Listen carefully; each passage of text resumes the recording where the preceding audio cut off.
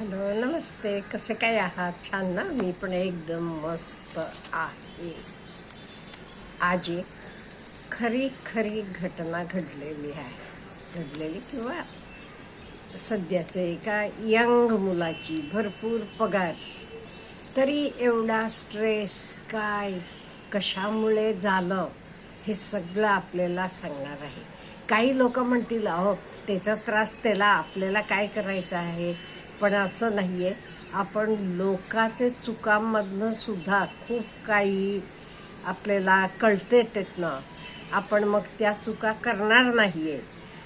आपल्याकडे एक म्हण आहे बघा, समोरच्याला ठेच मागचा शहाणा. एवढ्यासाठी मी हे शेअर करते. आणि शेवटी आपण निर्णय कसा घ्यायचा, काय घ्यायचा, हे प्रत्येकाचा प्रश्न आहे. आपल्याला हल्ली बरीच यंग मुलं दिसतात, अगदी भरपूर पगार, चकचकीत गाडी, छान राहणं. आपल्याला वाटतं अयो किती मजा, किती सुखात आहेत. पण एका चूक त्यांचे तोंडावरचं हसू कायमचं निघू शकते. असं घडलं रोहित पुण्यात छानपैकी नोकरी, गावाकडे आईवडील, अगदी एवढीशी शेती होती त्यांची. गरिबीतनंच मोठं झालेलं म्हणायला हरकत नाही. आता आपल्या मुलाला चांगली नोकरी लागली आहे पुण्यासारख्या शहरात म्हटल्यावर लग्नाचं बघायला लागले की किती स्थळं बघितली तरी मुलाचं काही फ्लॅट नाही, स्वतःचं घर नाही पुण्यात म्हटल्यावर मुली नाही म्हणायला लागल्या. मग ते ठरवलं, नाही आपण पुण्यात घर घेऊया. म्हणून रोहितनं ठरवलं पुण्यात आपण स्वतःचं फ्लॅट घ्यायचं. फ्लॅट बुक केला. जवळजवळ 1 कोटीचं फ्लॅट होतं आणि 70,000 काहीतरी त्याला EMI होतं. बरेच 17-20 वर्षासाठी, 20 वर्षासाठी वाटते. आणि घर घेतला, लग्न झालं. घर घेतला, त्यांना अपेक्षेप्रमाणे घर घेतल्यावर लग्न झालं. मग त्याला नुकतेच 7-8 महिने आधी एक छानपैकी नोकरी बेंगलोरला लागली. म्हणजे आता होते नोकरी त्याच्यापेक्षा जास्त चांगली नोकरी बेंगलोरला मिळाली. मग हे ना, बेंगलोरला जायचं तरी होतं ह्याला, का म्हणजे बेंगलोरला गेलं की त्याच्या बायकोला पण तिथे नोकरी मिळायचे चान्सेस होते. मग आपण काय करायचं, घराचं काय करायचं, का म्हणजे EMI होता, मला वाटते 20 वर्षाचा म्हणायला वाटते तो. आणि दर महिन्याला कटिंग, आणि त्याच्याशिवाय प्रॉपर्टी टॅक्स, सोसायटी कॉन्ट्रीब्युशन, काय काय सगळं असतेच का नाही. आणि खूप टेन्शनमध्ये आला तो. आणि पहिल्यांदा इनिशियल रक्कम भरण्यासाठी गावाकडे अगदी थोडीशी शेती होती, ती सुद्धा विकून आईवडिलांनी मुलासाठी पैसे गोळा करून दिलेले होते. का लग्न पण होईना, त्याचं घर होते, ते काय आपले नंतर त्याच्यासाठी तो काय परत इकडे येणार नाही या सगळ्यातनं. आता बेंगलोरला गेला. बेंगलोरला त्यानं 35,000 रुपये भाड्याचं घर घेतला. पण हे सगळं आता गुंडाळायला पाहिजे की. एक म्हणजे एवढे पैसे दिल्यावर त्याचं तिथलं भाडं, इथलं EMI, तिथलं भाडं, खर्च सगळं म्हणजे टू मच व्हायला लागलं त्याला. आणि एक नोकरी करून दुसरं काय नोकरी करायची, अंगात ताण तरी असायला पाहिजे का नाही. म्हणून खूप असा टेन्शनमध्ये आला तो. आणि ठरवला हे विकून टाकायचं. घेतलेलं घर विकायचं, तरी त्याला खूप नुकसान होत होतं. जवळजवळ 10 लाख नुकसान करून त्याला विकायला लागत होतं. त्यामुळे खूप त्रास झाला त्याला, मानसिक त्रास. तरी तो म्हणतोय मी आपल्याला सांगूच शकत नाही. मला झोप लागत नव्हती, कामात मन लागत नव्हतं, एवढं टेन्शन आलं.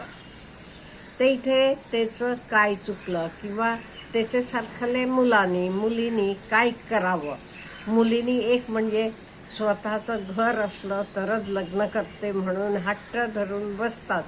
मग मुलांना तेवढेसाठी हे घर करण्याचं हे सगळं करायचं भाग पडते. तर एक झालं. आणि दुसरं, आपण भाड्याचं घर घेतलं की कसं होते, तिथून नोकरी बदलली की सोडलं गेलं. एखाद वेळेस महिन्याभराचं 1 महिन्याचा ॲडव्हान्स द्यायचं, काय तुमचे ठरलेलं असते तसे प्रमाणे तेवढं काही फार नुकसान नाही आहे होत ते. पण इथे हे घर घेतलेलं आहे, EMI चालू असणार आहे, प्रॉपर्टी टॅक्स आहे, हे सगळं. आणि भाड्यानं दिलं ते भाडं खूप कमी येते, तेवढं काही भाडं येत नाही आहे. हे सगळं आपण विचार केला की आपल्याला त्रास होण्यासारखं तरी आपण करू नये.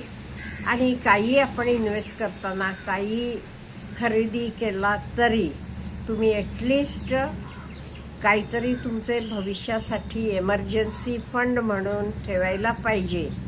आणि सगळं आपले घरचं कॅल्क्युलेशन म्हणजे महिन्याचा खर्च किती येतो, बाकी सगळा खर्च किती येतो, मग मी EMI किती भरू शकतो, हा विचार करूनच आपण ठरवायला पाहिजे. नाही ते आलेला पगार सगळं EMIला गेलं तर तुम्ही खाणार काय, हा प्रश्न पडतो. त्यामुळे मी काही तुम्हाला कोणालाही डिस्करेज करत नाही आहे. माझं म्हणणं एवढंच आहे, व्यवस्थितपणे आपण प्लॅनिंग करायला पाहिजे. एमर्जन्सी फंड कायम ठेवायला पाहिजे. थोडंफार सेविंग्स 20% म्हणतो आपण, 50-30-20, त्यामुळे ॲटलिस्ट थोडं कंपल्सरी सेविंग्स पण करायला पाहिजे. व्यवस्थित असला का नाही कुठले टेन्शन येत नाही. आणि असं नाही आहे लगेच नोकरी लागली की आपल्याला स्वतःचं घर पाहिजे असं काही. हे सगळं ह्याच्यामुळे खूप टेन्शन येते मुलांना. आता आमच्या पिढीच्या वेळेला कसं रिटायरमेंटपर्यंत लोकांची घरं व्हायची, मेजॉरिटी लोकांची, अगदी रिटायरमेंटला. त्यामुळे त्या लोकांना कधी फार टेन्शन येत नव्हतं.